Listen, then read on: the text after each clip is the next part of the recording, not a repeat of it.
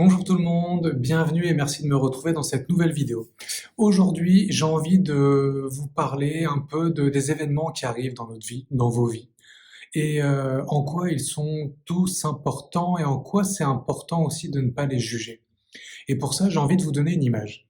Vous connaissez tous cette expression, c'est la goutte d'eau qui fait déborder le vase.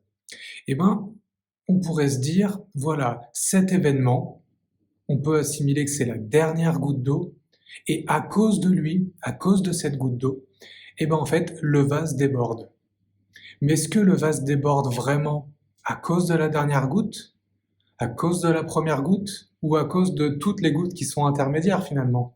Parce que la dernière goutte fait déborder le vase, mais s'il n'y a pas la première goutte, du coup cette pseudo-dernière goutte, elle ne ferait pas déborder le vase. Donc, on peut voir que c'est pas vraiment le dernier événement en date, la dernière goutte qui arrive en date dans ce vase, qui fait que le vase déborde. La première goutte est tout autant responsable. Alors, je parle de responsabilité, mais je ne mets aucun jugement de valeur parce que justement, c'est le principe de ce que je vais vous partager aujourd'hui. Si on parle maintenant, on va dire d'éveil, on va dire de prise de conscience. Est-ce que la prise de conscience qu'on a, elle est liée au dernier événement vécu en date, à la dernière discussion, à la dernière thérapie, à la dernière séance de coaching, ou est-ce que finalement, euh, c'est pas la première séance, c'est pas la première prise de conscience, le premier événement qui est lié à tout ce cheminement? Parce que finalement, s'il n'y avait pas eu tout cet enchaînement, tout ce cheminement, toutes ces rencontres, toutes ces lectures, tous ces accompagnements que vous avez suivis, est-ce que le dernier enseignement aurait été acquis, j'ai envie de dire? Et quand on parle d'enseignement, je parle aussi bien de choses positives, entre guillemets, qu'on peut faire, mais de ce qu'on peut juger de négatif. Par exemple, des maladies, par exemple, une dépression, par exemple, une engueulade, une séparation, un divorce, le fait de s'être fait virer, voilà, le fait d'avoir lancé un projet qui n'ait pas marché, d'avoir tenté de déménager, que ça n'ait pas marché, d'avoir tenté de voyager, par exemple, comme aujourd'hui, le voyage est compliqué, et donc du coup de tenter de voyager, que ça n'ait pas marché. Tout ça, en fait, nous apprend une leçon.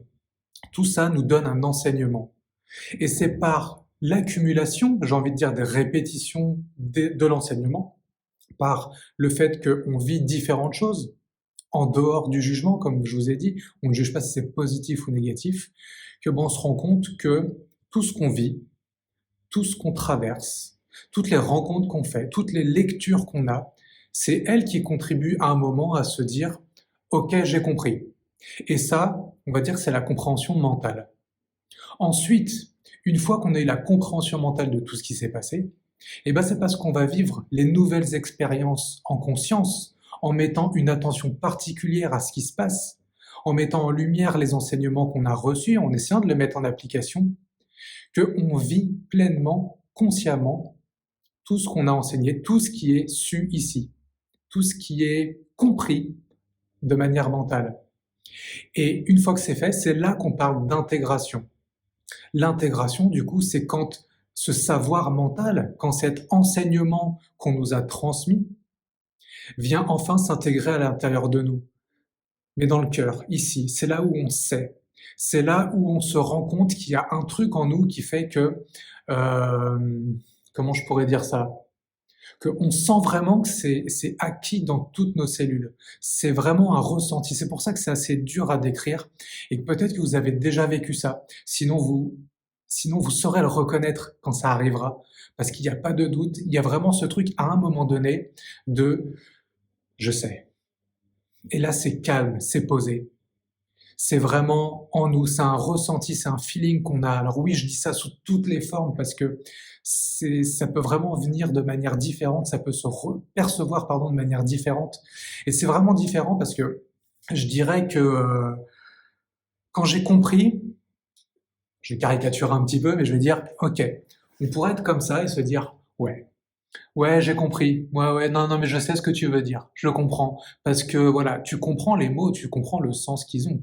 Par exemple, quand on te dit, moi c'est ça que ma dernière prise de conscience vraiment, c'est quand on te dit, mince, pardon. Quand on te dit, voilà, si tu es toi-même, les portes s'ouvriront. Bah, je suis moi-même, tu vois, qui tu veux que je sois, quoi. Et donc je fais mon truc, voilà. Et c'est là que tu te dis: «OK, j'ai compris». Je leur transmettais. Je dis: «Quand tu es toi-même, voilà». Ça, c'est facile à comprendre. Les mots, j'ai envie de dire, n'importe qui peut les assimiler à ce niveau-là, au niveau du mental, au niveau de l'analyse, quoi. Au niveau de, j'ai envie de dire, au niveau superficiel, voilà. Ensuite, bah, quand tu vis les choses vraiment, que tu essayes d'être toi-même, que j'avais essayé d'être moi-même, et que, bah, à un moment donné, je me retrouve face à quelque chose qui marche pas tout à fait. Je me retrouve face à des peurs. Je me retrouve face à des gens qui me disent non, non, ça me plaît pas, ça m'intéresse pas. Et toi, tu te dis, bah mince, quand même, c'est moi, je sais que je suis sur ma voie, je sais que j'ai envie de partager ce que j'aime, et pourtant, c'est pas hyper réceptif.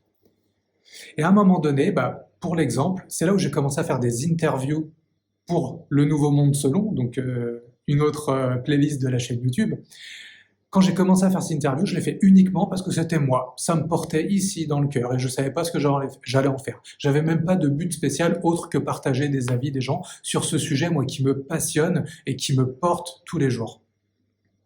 Et une fois que bah, j'ai fait ces interviews, au bout de quelques personnes, je me dis, c'est marrant, j'aimerais bien pouvoir écrire quelque chose là-dessus, écrire un livre. Et puis, bah, petit à petit, je l'ai partagé, partagé, repartagé.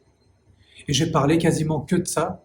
J'ai parlé que de ça, non pas par souci de communication, mais parce que bah, c'est ça qui me portait et ça me porte tout le temps, que ce soit avec ma chérie, avec les amis, avec les communautés sur Instagram, Facebook, ici sur YouTube. Et, euh, et en fait, ça me portait.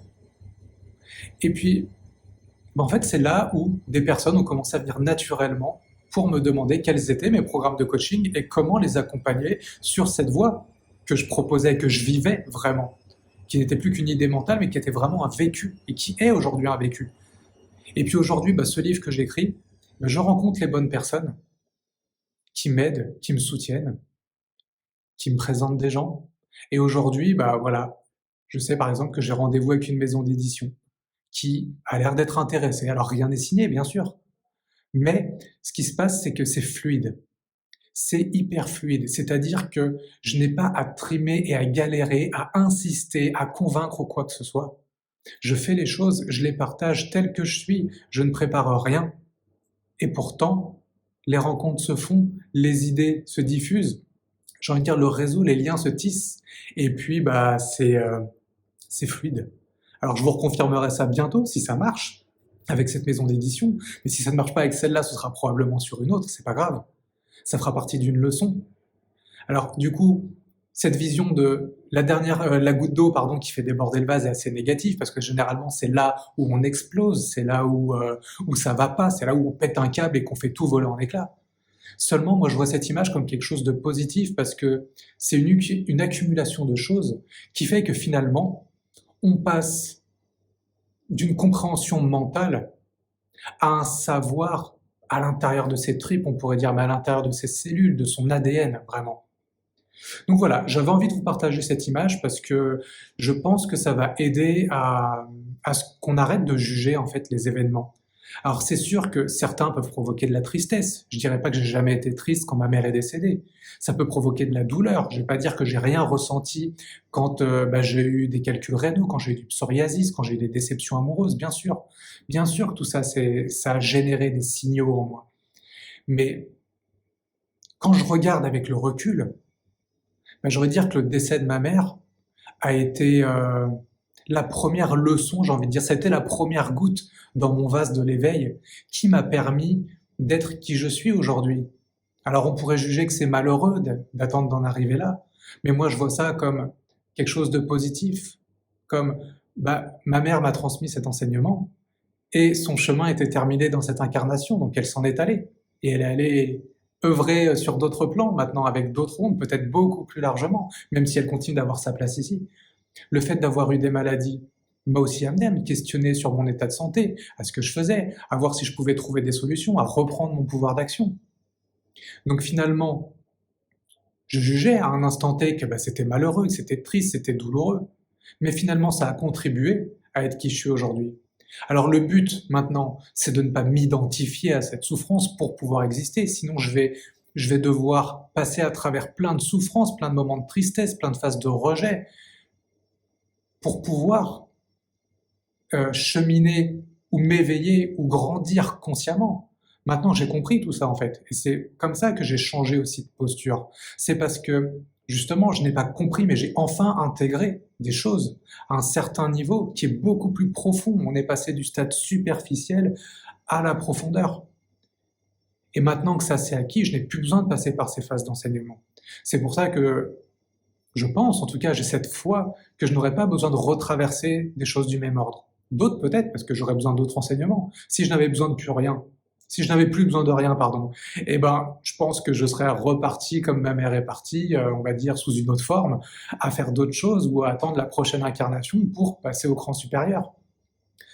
Donc voilà, c'est pour ça que j'essaye, en tout cas, et je m'évertue à ne plus juger un événement à un instant T, à voir ce que ça éveille en moi, à voir si ça réveille, par exemple, quelque chose que je n'aurais pas encore compris, d'où le fait qu'un enseignement se présente, et ensuite, de vivre les choses avec ce nouvel enseignement, de vivre ma vie, en gros, en essayant d'incarner justement ce que j'ai compris mentalement pour le vivre, et non plus juste le comprendre. Et c'est là aussi où toute la transmission que je fais devient de plus en plus pertinente, parce que c'est pas juste quelque chose que j'ai tiré de là, de là, de là, de là, et que je viens vous resservir. C'est quelque chose que j'ai tiré de là, de là, de là, qui est passé à travers moi, et qui ressort par la voie du cœur pour justement faire en sorte que vous puissiez peut-être avoir un autre niveau de compréhension à votre échelle.